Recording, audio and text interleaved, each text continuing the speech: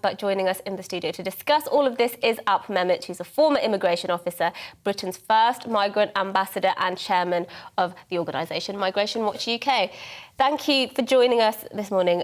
Look, we've spoken to you about this before, and you said you don't think this is necessarily the best plan forward. It's a plan. Do you think it will end up working? Because, look, the initial indications are that it's all a bit of a mess. Well, I don't disagree with that last point.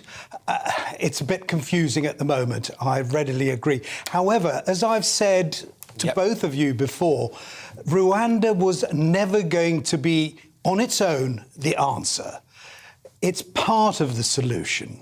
And I think, in the end, if it actually is put into practice, along with some of other measures that the government is considering, then I think it will have the effect of deterring people from paying pots of money, frankly, to jump into boats to come over. Well, that's interesting that you mentioned money, because, look, hey, it's no secret that I think something desperately needs to be done about what's going on in the Channel and probably our wider immigration system as a whole, actually. But in terms of the cost of this, a lot was made initially, we're spending around a huge amount of money. If we start doing this with deals with a load of other countries as well, is it cost-effective? Because it's actually costing us a lot now to keep them here. But would this kind of thing be cost-effective, in your view, do you think? Well, it will be cost-effective if it stops the boats, if it stops people jumping in the backs of lorries, if it stops people who don't just come in across the Channel in lorries and boats, but those who come here perfectly legally and then just stay here illegally.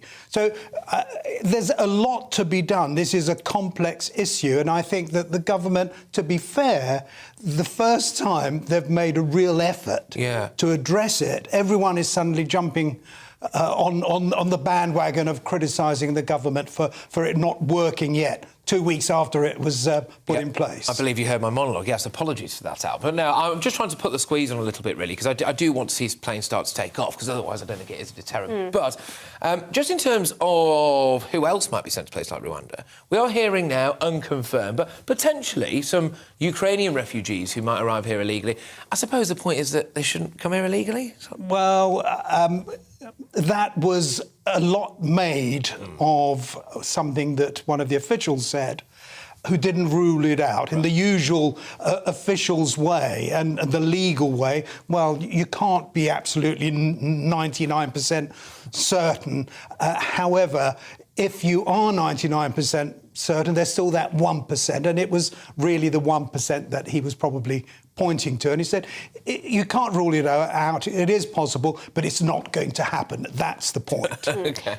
And I want to ask you about the sort of identity aspects in this, and bear with me, I'll explain, because we did hear headlines this week, or last week it was actually, that if LGBT people are sent there, for example, they might still be sent there even if they're discriminated against, because Rwanda's not prolific for its treatment of LGBT people. There's also the issue of, look, if a child comes over, they won't be deported. That's the government policy. Women and children will not. Won't we just have an influx of people saying, look, I'm a child, lying about their age, or people saying, actually, I identify as a woman, so you can't deport me? Because if I was one of these, I would game the system if those are the rules. Well, I'm sure that if there are those who think they can get away with that line, they will try it. However, the fact is that 70% of those coming over in boats are, in fact, working-age men.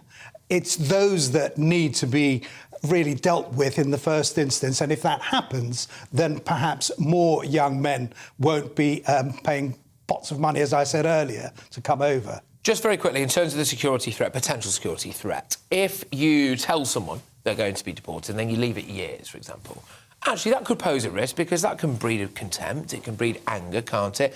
How quickly do we need to, once the decision's been made, basically get people out of there? Well, having been an immigration officer and an entry clearance officer, the moment you say to people no, they will get upset. Of course. They're angry. So what, frankly? What we've got to do is do the job properly and make sure that those who we're saying no to are not in a position to harm us. Al, thank you very, very much. I'll have to come back in the studio more often. I've enjoyed this. Thank you very much. Alp Mehmet there, of course, a regular, a friend of GB News, chairman of Migration Watch UK, amongst many other things.